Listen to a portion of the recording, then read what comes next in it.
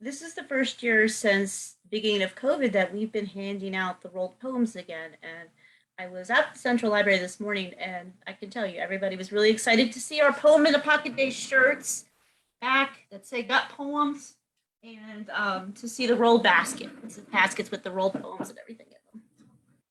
I It's love that shirt. Oh yes, we try to get different colors for the shirt every few years, and we do a street team traditionally where we go onto the downtown mall and at least the lawn and give out poems. And so you know we're from a library when you see the Poem in Your Pocket Day shirt and the Got Poems on the back.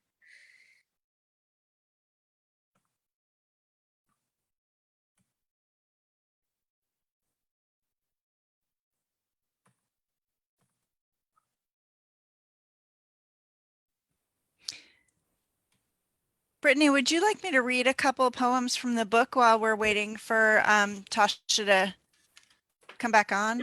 That's a fantastic idea. If you want to start with some of your most favorite ones from the book, that would be great. Okay, well, I usually start with from last fifth grade of Emerson Elementary, especially when I'm working with kids, I usually start with a couple of poems that kind of set up the scene of the book. So the way I describe the way that the book opens is that I ask people to imagine or to go back to, if you're not there, if you've been there already, imagine back to fifth grade. And in my book, in this story, fifth grade is the last year of elementary school. So we have a group of 18 fifth graders in Miss Hill's class, and they're coming to school on the very first day of fifth grade. And some of them are feeling so excited. They're finally the big kids of the school. You know, everybody else seems so small. Suddenly the school itself seems so small. And here they are, and they finally are like, we're the bosses of the school. But then there are other kids, and this is how I was when I was at the end of elementary school, who've been at Emerson Elementary, it feels like their whole lives. And just to imagine that at the end of the school year, this will no longer be their school. It will no longer be their home away from home. It can cause a lot of anxious feelings. I had such a hard time picturing what it would be like to go to a big middle school with kids I'd never met before.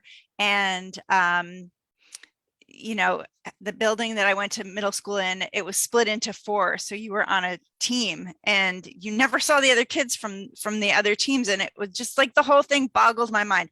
Anyway, into this kind of brew of kids feeling anxious and kids feeling excited and all of these mixed feelings of what it's like to be at the beginning of the end of elementary school. The fifth graders of Emerson Elementary get to school and they find out that there's a plan to tear down their school building at the end of the year.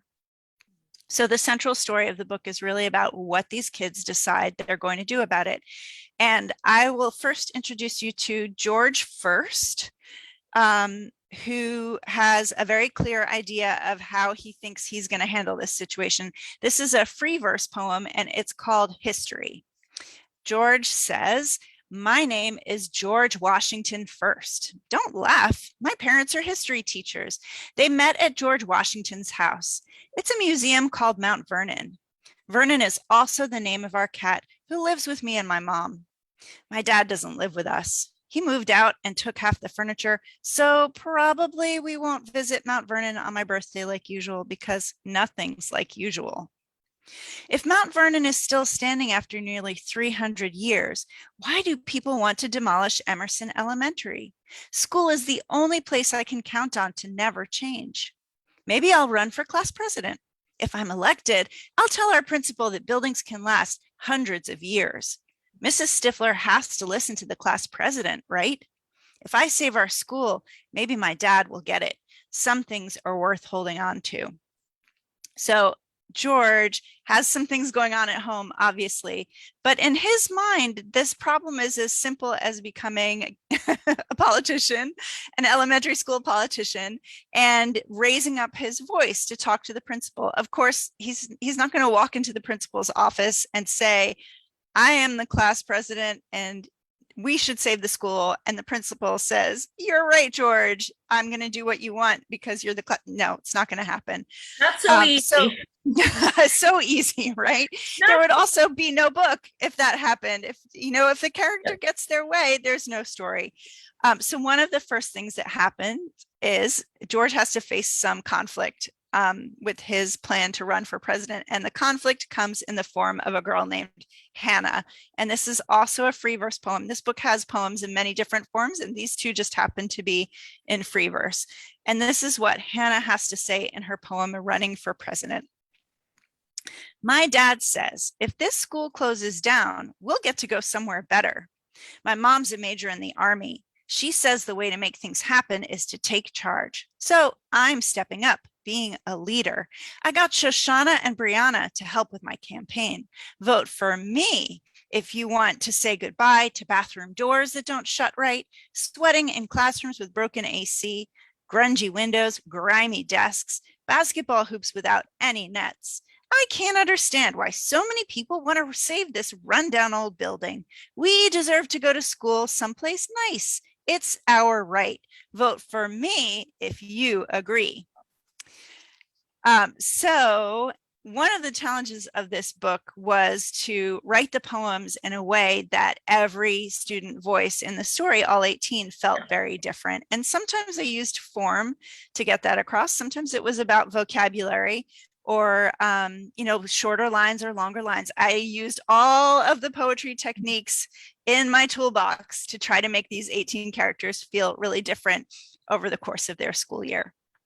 That is one of the things I appreciated the most about the book is the use of the different forms. And you could really tell that you were an educator because you know children so well, you know kids and how individual they are. All of the characters are so unique. And, they have very human emotions, and you capture that very well. That truly comes out of my 20 years of being a visiting poet in the schools. It's been such a gift to be out in the classroom working with kids. And when we take time to do poetry workshops together, especially when you have a visiting educator come in or a visiting artist, and especially even more when you say to the students, to the children, we're not doing this for a grade. This is time for self-expression.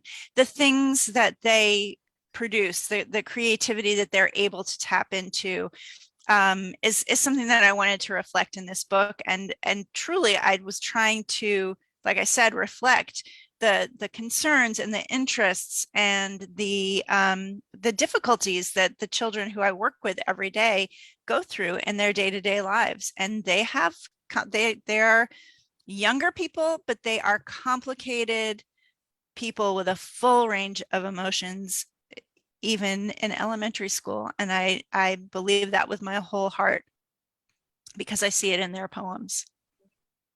Fabulous. Wonderful. Hey, Tasha. Hello. We're all new to this fun connecting everything to different platforms. Apparently you can't do everything on one computer, well, this particular one. But hello, everybody. And thank you so much, Laura, for giving the fantastic summary of your book and some of the excerpts. And I just love hearing you talking. Your writing is fantastic. And of course, if you all didn't know, Laura writes other books too. She has quite a few of them as well, which we'll get into later. But I'm going to start with my questions. And also, you all will have a chance to win a copy of The Last Fifth Grade at Emerson Elementary. Yay, a signed copy from Laura.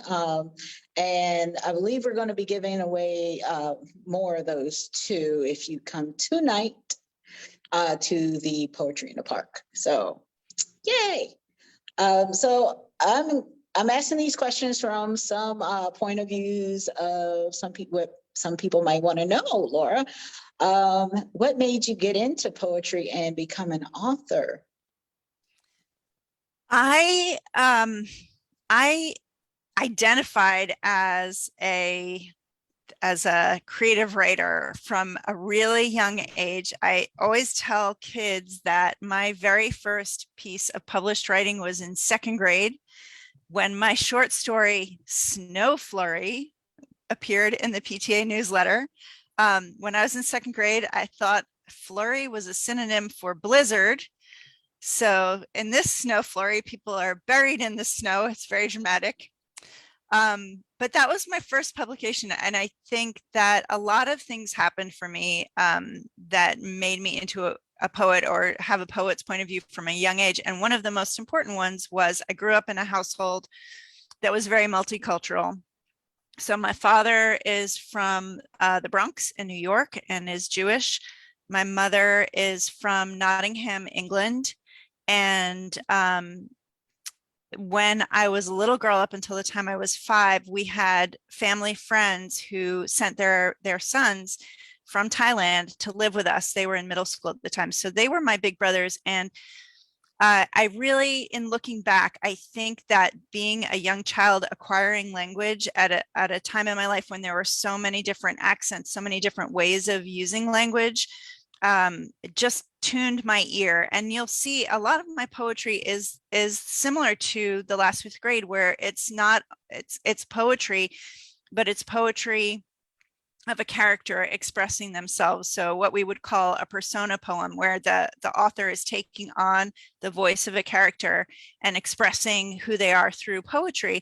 And I feel like growing up in that household the way I did, it just sort of primed my ear for listening to the way people talk and share about themselves. And I think that's one of the main reasons that I became a poet. Okay.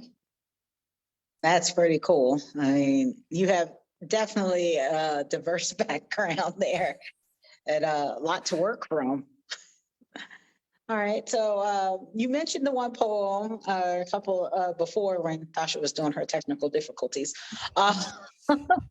Can you pick a favorite in that book? Oh gosh, it's so hard to pick a favorite. But what I will tell you is when I still remember this experience. I was at a conference, a children's book writing conference, long before I was published as a children's author. And this idea of taking one of my favorite books, which is a verse novel from 1915 called Spoon River Anthology, and kind of adapting it and looking at that book was written by Edgar Lee Masters, and it's about a community, Spoon River, outside of Chicago, and it gives, through these persona poems where characters are telling about their lives, it gives a portrait of the whole community.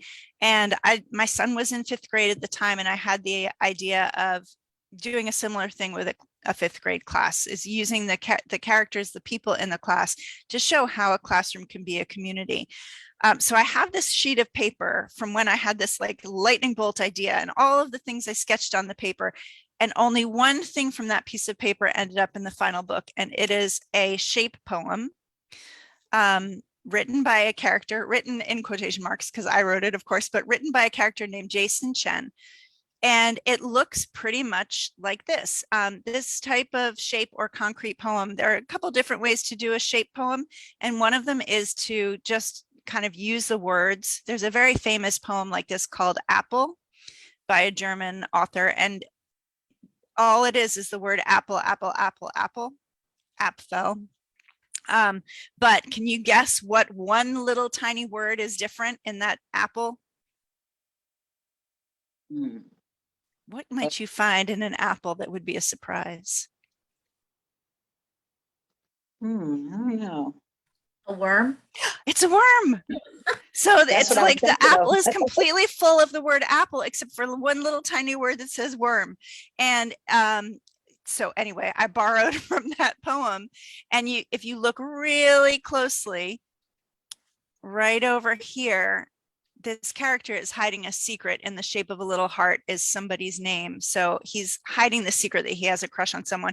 But I had a blast. I mean, just leaving the holes in his jeans at the knees, I just cracked myself up.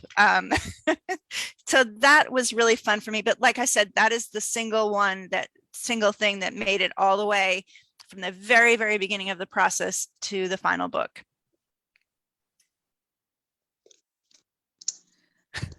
That That is awesome. Because I always wonder, you know, when you look at poems, you think of a certain way they're supposed to be. You know, it's just a certain look when somebody says poetry. And that's usually like the beginner poetry people and stuff like that. Because when they introduce you to poetry in English class, it's kind of like you only see that. But to see that like it's shaped like a person or something like that really gets people Yeah, going. there's so much possibility, and which is one of the reasons why a lot of the work that I do with kids is relying on form. And sometimes it's even just doing an opposite poem where we'll have two stanzas, and one will be about animals that are nocturnal, and the other stanza will be about animals that come out in the daytime. There's something about having a form, having a little bit of a shape, especially when working with kids, when they're not facing the blank page, where they can, it's sort of like the X, the cross between an idea that the kid poet has and having a shape to pour it into that works really well. So I use form quite a bit when I'm working, especially with younger kids. And it's just like a nice container to put your ideas in. And you're approaching the page a little less blank. You know, you know that you've got some structure there for you, and it can help connect more deeply with the ideas that you want to write about when you're not having to worry about what it's going to look like on the page. Exactly. Now, my next question is having to deal with like kind of the gut of the book where, you know, where the students are coming together wanting to basically not for the school to be demolished, and they're putting up a grocery store. And I know in one poem, one of the students who was the new kid had found out there was a grocery store there, and then it went away. And I wanted to know, why was it the grocery store? Like, why was it taken away in the first place? Versus, you know, the school wouldn't have to be torn down if they had never took away the grocery store in the first place. Yeah, I mean, it's complicated. Where I live in Howard County, Maryland, this is one of the elements of the book that I did research on. We have had grocery stores that were sort of like at the hub of communities that for whatever reason have closed. Maybe the rents got too high, you know, maybe the food store went out of business, who knows. But that can often really pull the lifeblood out of a community, because you have people who don't have cars or elderly people who need the opportunity to be able to get somewhere where they can walk or easily get to a grocery store. And when I can't remember what there are certain sort of like parameters about what makes a food desert, but let's say it's, you know, you can't within a 15-minute walk, there's no access to fresh food. Then I'm making that up, by the way, but something like that. So then it becomes called a food desert, and it just means that people don't have easy access to fresh food. And that existed in the community where I live. You know, the Howard County, Maryland is a very wealthy, well-to-do county, but we do have issues with, as comes up in the book, homelessness. We do have areas where it's harder for people to have access to fresh food. And I really wanted to give a complicated view of what our community is like. You know, we don't live in these monolithic communities, most of us. We live in places that are complicated, where people come from very different socioeconomic backgrounds, from ethnically diverse backgrounds, and that impacts the children and their school day. You know, I think one of the characters talks about having to walk down to the local gas station and get dinner there because mom and dad are working. That's going to impact that kid's day the next day if they haven't had, you know, healthy food to eat the night before. So it's a way of kind of tucking in some empathy building of, think of all of the things that in a classroom of 18 kids, think of all the things that are going on in these kids' lives. And I'll say just giving them the space to express some of those things through poetry can be really powerful for them and for their peers. Okay. That's just so very interesting, because we wouldn't think anything about like food deserts and stuff like that. in certain communities, because that's not a term. Oh, there we go. I think it's so important in our communities to think about these things and how it does affect the children, because those children are our future. Those are the ones that need to run things, you know. And I really like that you mentioned that, because that is a real thing that's happening right now. Yeah. You know, it's not something that's, oh, I just saw it in a book. You know, this is a real thing and it's a real problem. You know, and here in Charlottesville, we do have different places that help. That we are not a food desert, thankfully, but we do have little patches here and there where you do have children that probably do go to the gas station for dinner, because that is the closest place. Because we have a lot of forest and a lot of country land where, you know, your closest cup of sugar is not necessarily a neighbor. Right. You know? So I was really happy that you mentioned that. I was like, oh my gosh, you put food deserts in there. All right. So another thing I wanted to know about, why did you choose to write to a middle grade audience when, you know, of course, you have the adults and itty bitties and all these different things? It's honestly, my kids were the age of the book. Over the course of when I was writing it, I started writing it right after my son finished fifth grade. And over the time that I was writing it, my daughter also went through fifth grade.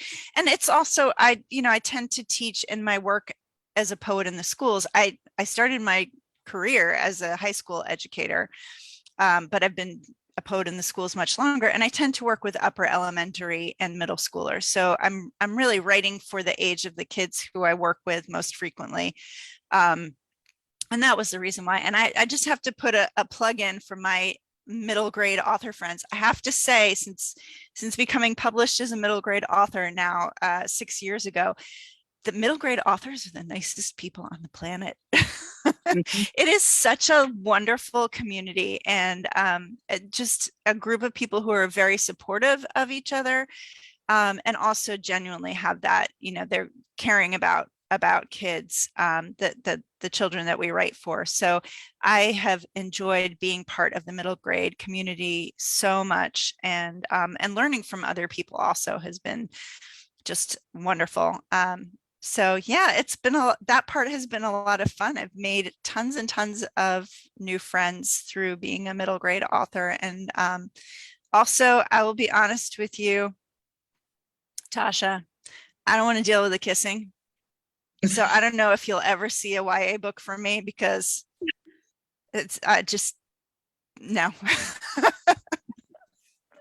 So if I can figure out a way to write for teens, that there is no kissing involved, maybe. But for now, you know, the idea in middle grade is like, you might have a gentle crush. That feels comfortable. That's okay. I can write about that. But beyond that, it is not for me. I totally understand that.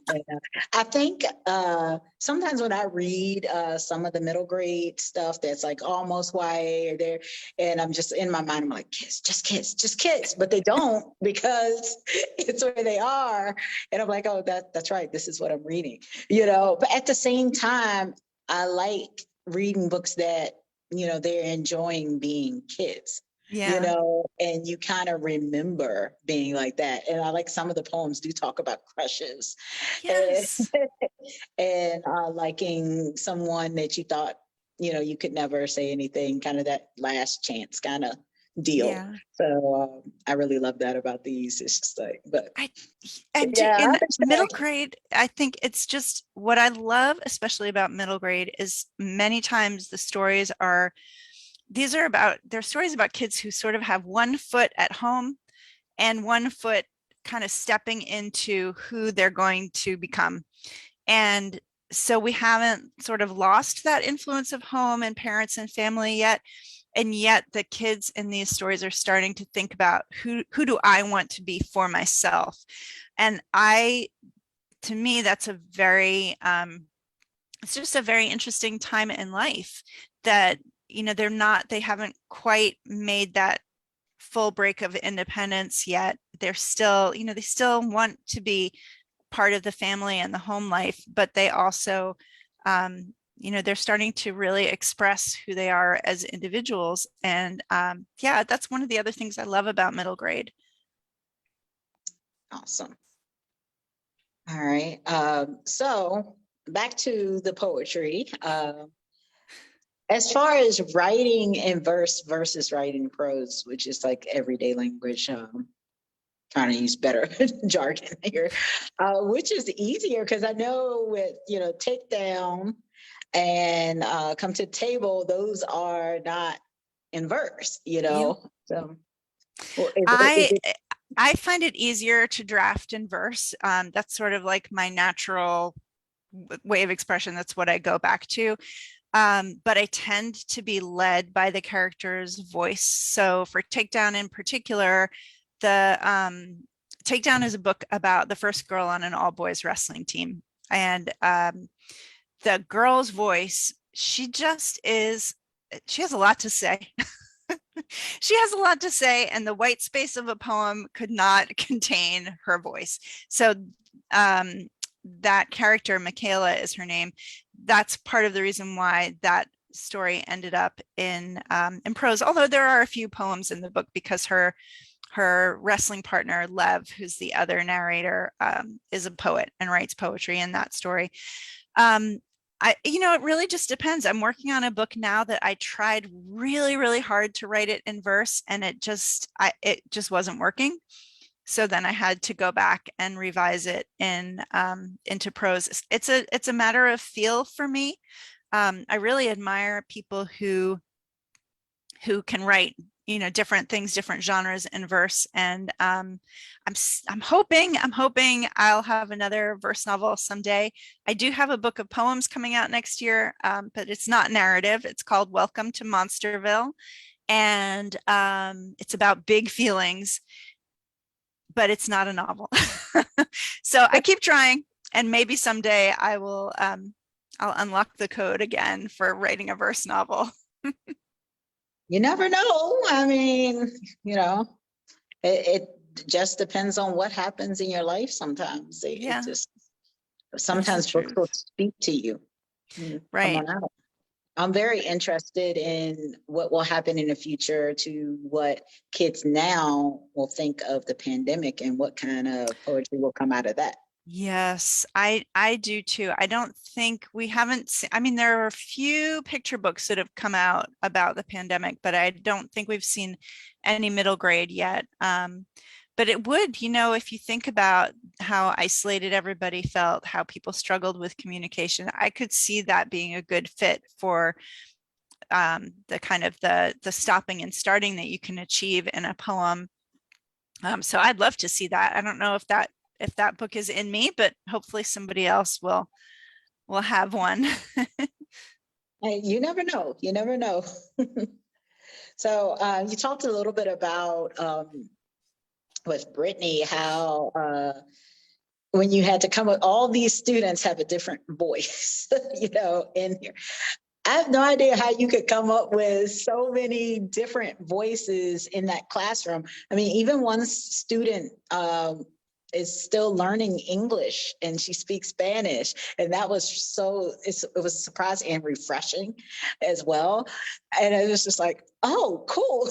Yeah, this is different. And I like how, well, in the book, if you listen to it, it's fantastic too, but it has like the little pictures. And I love that and they're so unique as well. So how did you do that? That is amazing. Well, first since you brought up the character of Gabby, I do want to talk to and give a shout out to my friend, Pat Bejarano Fisher. I knew that I wanted Gabby's voice to be bilingual because, again, I live in an area where it's very diverse. We have a lot of refugee families coming in, people coming in from other places, because I live between two really big cities, Baltimore and Washington, D.C. There are a lot of resources here that draw people who are immigrating to this area.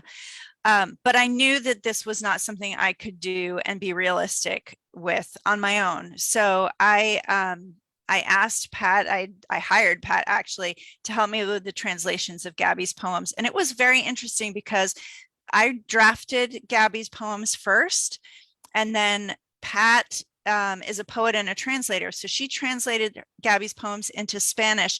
And then we actually together went back to Gabby's poems in English and thought about what needed to change to make it feel realistic that she was a student who was learning English at this time. And it was such a wonderful process. I really love collaboration. So I was grateful to Pat for working with me on that particular character. The other thing I think that helped a lot was over the process of putting this book together, which took me 6 years to write, by the way, and then 2 additional years of working with my editor. What I would do is when I was revising, instead of going from the beginning of the book to the end, I did took the whole book apart like it was like a jigsaw puzzle, and I would work on one student voice at a time. And that, I think, helped me a lot to make the voices feel individual. I also have, I wish I had it handy. I don't have it right in my face, but I have like a character cheat sheet for every single kid that's like, where do they sit in the classroom? What's their favorite color? What are their hobbies? And even if it doesn't come into the book, it just helped me get in the headspace of thinking of them as individual people. That makes perfect sense, because I would probably forget. You know, I'm like, who was the voice for who was working on this? Because it seemed like it wasn't like they were in the same thought the whole time, but it was like each thing fit perfectly with the changes throughout the year. I mean, when I say jigsaw puzzle, oh my God, oh my gosh. It required spreadsheets. I'll tell you did a fantastic job. I didn't expect to get teary-eyed at the end of this. I didn't tell you that, but I did, because you did such a great job in the kid that is in the beginning. And his name is, he was, it was great that it was Edgar. Okay. Yeah. Yeah. And the way he just presents himself, it was like, I am the poet and I'm going to tell you how this is, and what's in his is just so heartbreaking, but also like a bittersweet kind of feel, his story. And, you open it, yo, notebook. I am your poet. I fill you with words. I don't mind writing a poem for our teacher. Some rhymes Miss Hill will feature in our 5th grade book. And I'm like, okay, just yes, Edgar, yes. But, and of course, some other characters I don't think would have fit as well to open it as Edgar. And the part that teared me up, everybody's like, stop reading us, Tasha. No, y'all need to know this stuff.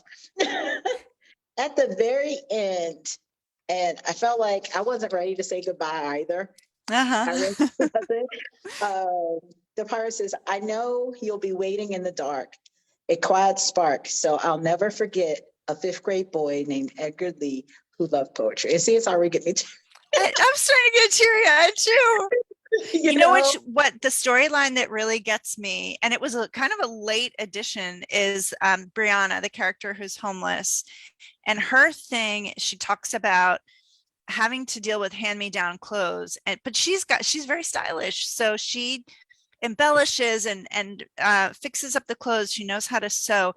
And at the very end, when they have their moving up ceremony from 5th grade to middle school, she does something for her mom, and every time it gets me because they did really start to feel real, these characters.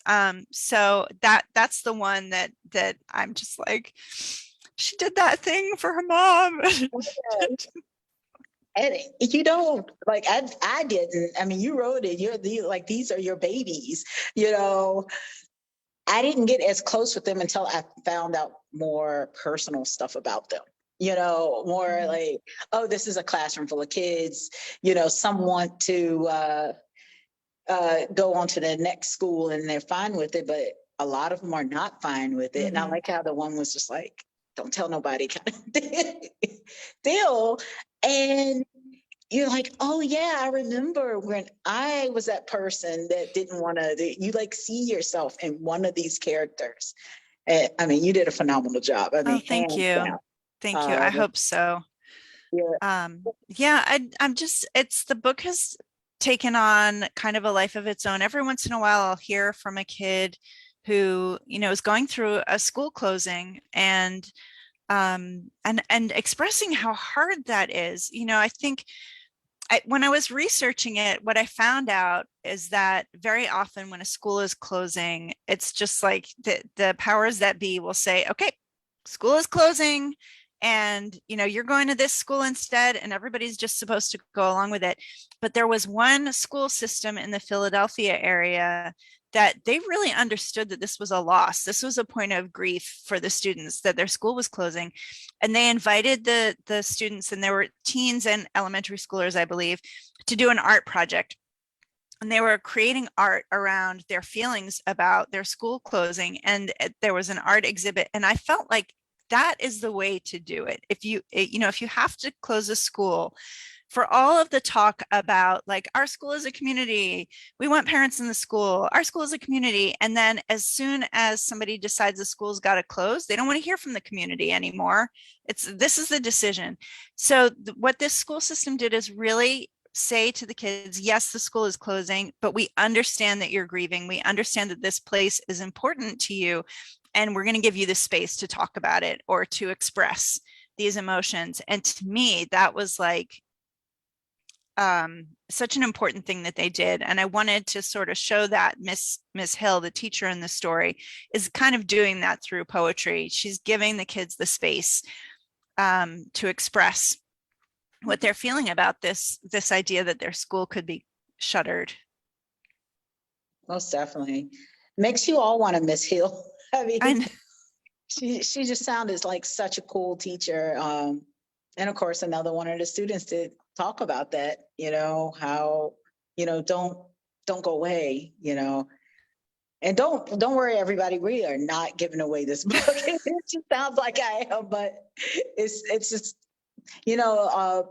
hopefully most kids or some kid has a teacher that does that for them, that inspires them to have a call to action, or have a lesson that just like, oh, I actually do have rights, or I can actually make something happen, make a difference, So yeah, and I have to give a little plug to one of my favorite verse novels is Love That Dog by Sharon Creech. And I think from her book, I really learned that even though it's told only in one voice, but the student in that book is having a conversation through poetry with his teacher.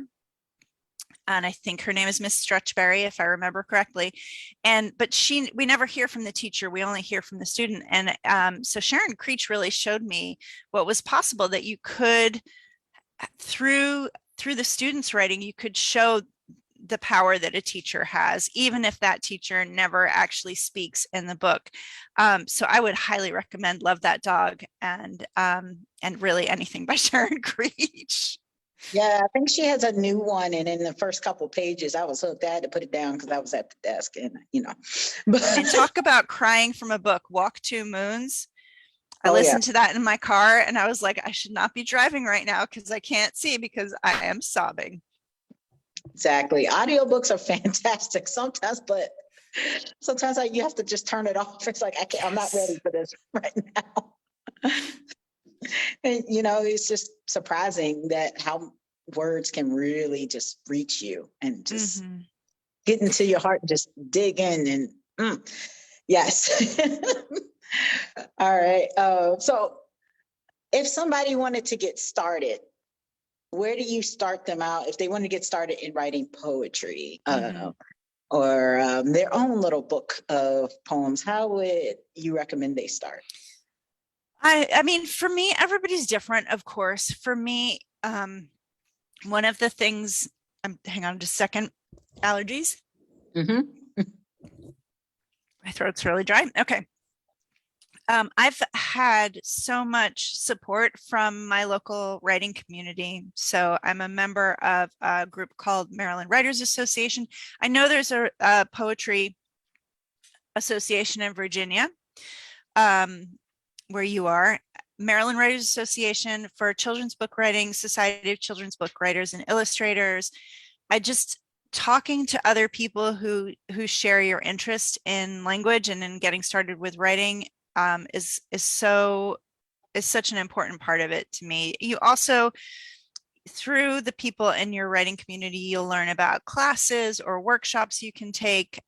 During the pandemic, especially at the beginning when we really weren't going anywhere, I was totally taking advantage of webinars and classes that were online and learning from poets like Nikki Grimes, who's a wonderful poet and verse novelist. I'm trying to think of who else I took classes with, and it's not coming to me right now. Leah Henderson, who's a picture book writer and novelist here in the Washington, D.C. area. And I think that it's a combination of, taking a few workshops and classes and getting involved with your writing community, but also, a book of poems that you love. Let's say you love a book of poems. Let's take Nikki Grimes. And her most recent book of poetry is Legacy, which she uses a writing form called the Golden Shovel to write about women of the Harlem Renaissance, poets of the Harlem Renaissance, side by side with those women's poems. Okay, I love that book. So I'm going to try a Golden Shovel, and I'm going to try that form and just test it out and see how I like it. It's all about experimentation. And I continue to say for myself, it's about experimentation. I run a poetry group every February where we have a theme for the year. This year, the theme was time, and people in the group come up with writing prompts. And the idea is that you write every day to a different writing prompt and share that piece of writing. What I love about that is I'm not coming up with my own ideas. Somebody else is giving me an idea, and that makes my brain work a little differently. I'm not sort of sticking to my expected themes, my normal mental pathways. By working with writing prompts, you kind of can shake things up in your mind and in your creativity and surprise yourself, which is also an important thing.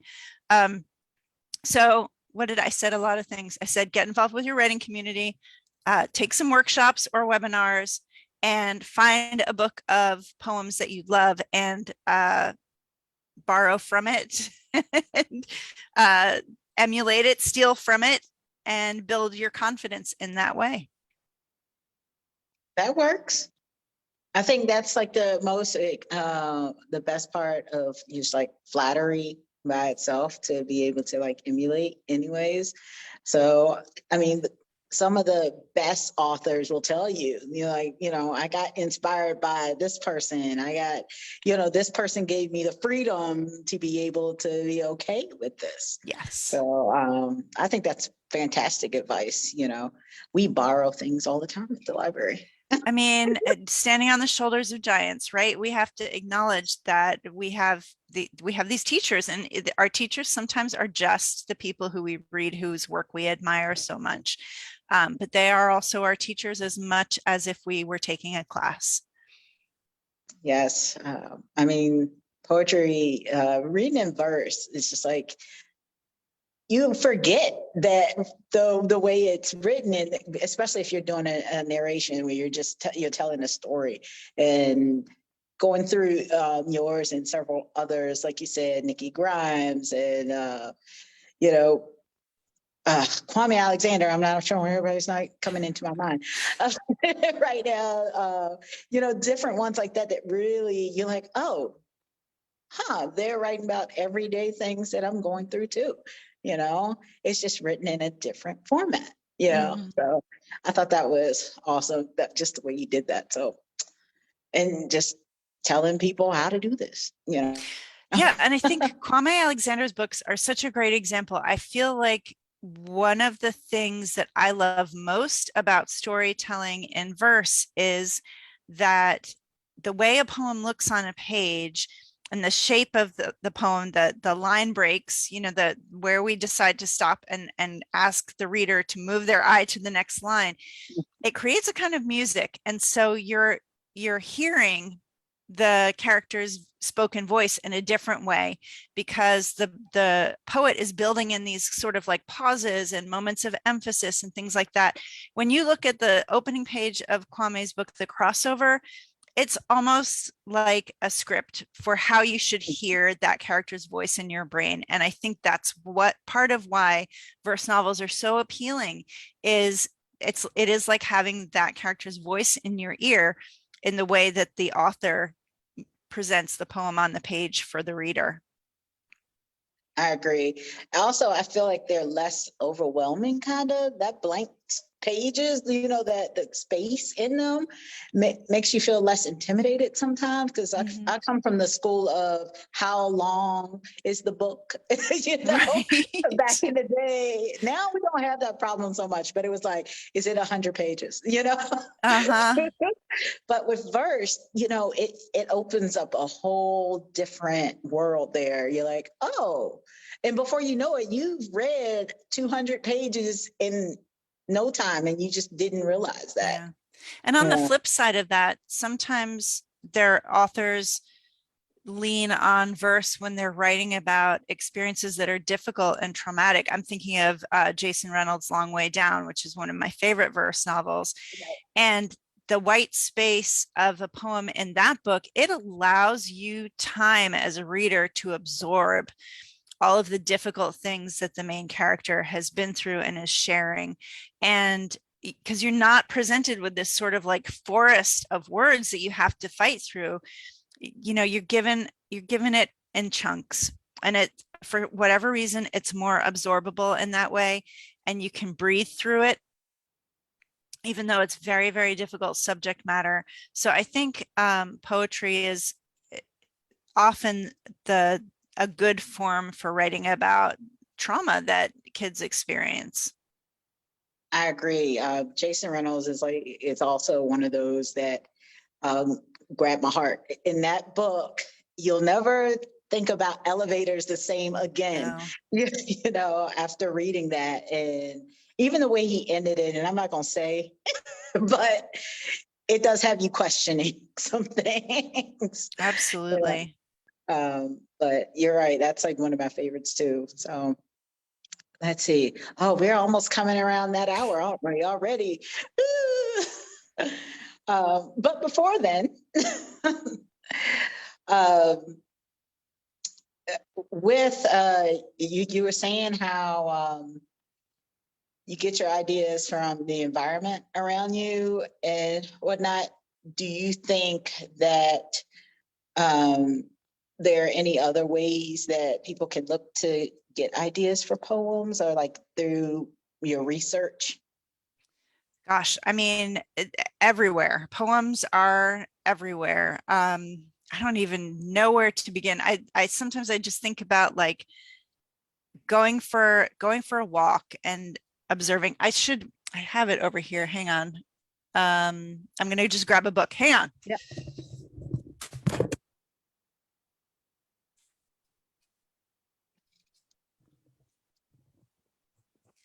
So this is the book that I've been sharing with my students lately, is Jabberwalking by Juan Felipe Herrera. He's a former US poet laureate, and he talks about carrying a notebook with you everywhere and making crazy doodles and you know, drawing and scribbling and using that, just kind of pulling the interesting words out of your scribbles and seeing if there's a poem in there. And maybe part of it is not judging so much that it's got to be this beautiful, perfect thing, and just being a little bit messy or a lot messy with your poetry. So I really enjoyed, I would recommend that one for, you know, for people who are feeling like, I just don't know where poems come from for me. You know, there are plenty of people who journal and who write out of personal experiences, looking back at the past. But like I said, I really like to work with prompts. I will work with postcards. I I had a whole series where I wrote poems about vintage postcards because there was so much information on the postcards. Sometimes the postcards have a picture to write in response to. Sometimes if the postcard is used, I start to wonder about like, what's the story about this person who wrote this message on the back of this postcard? One of the vintage postcards I got had a stamp from like 1910. And so I did a little research about that. It's kind of like putting yourself in a place of not just observing, but of being curious. And if you put yourself in a place of being curious in the world around you and the things that come across your path, you'll find things to write about naturally. But it's like, instead of letting that fleeting thought, like, when in 1910, why did the stamps look this way? It's taking that moment to do a little bit of finding out and seeing if that's something that you then want to write about. Exactly. So I know in this book, what I love also about this book, other than the whole thing, is the back matter that you put into this too.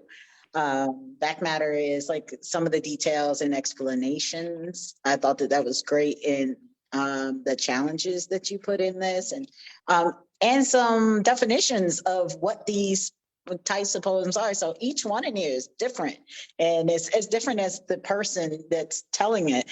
And I thought that if anybody wants to get started, this is a great place to start, especially reading verse.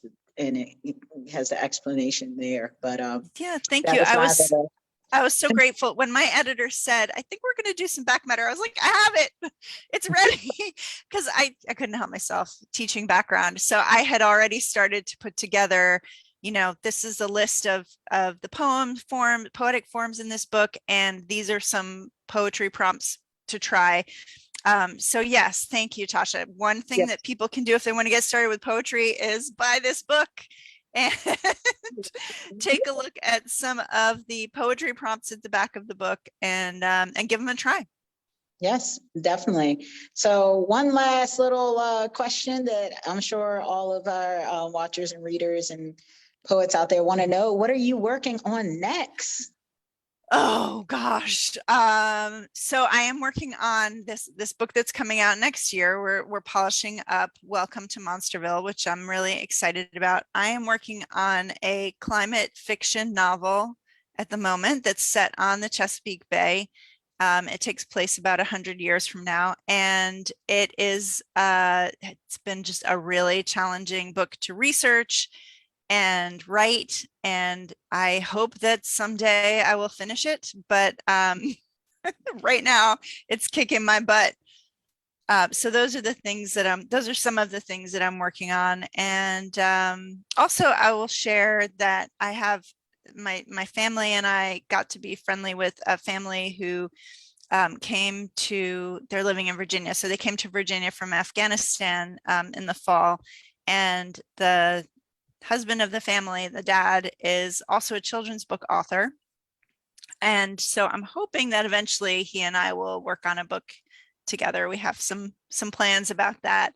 Because like I said, I really do love the collaboration process. So maybe that will be in the works as well. Thank you for asking.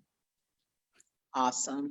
Well, we're excited for whatever you have coming next, whether that one comes sooner or later or whatever else. Let's hope sooner. Let's all just say it a little, fingers crossed, sooner, please.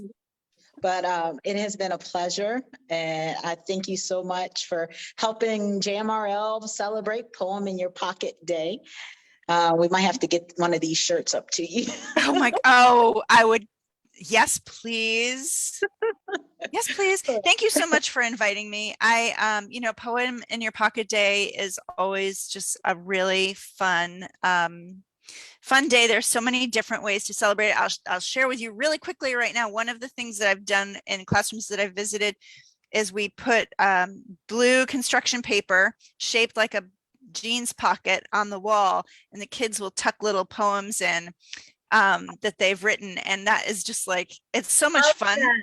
I love because that. people go over and lift a poem out and read the poem. Yes. Yeah. So next year, may we all make little poetry pockets on our classroom walls. Oh, yes, we might have to do that in the public library, Brittany. Yeah. That's a fantastic idea. I love it. Thank you so much, Laura. Thanks again for inviting me. It was great to talk to you. Happy Poetry Month, everybody. Poetry Month, happy Poem in Your Pocket Day. And if you feel like you want to read a poem or do the story walk or visit the bookmobile or eat a snack, come on down to the Market Street Park this evening at 7. Bye. Thank you. Bye.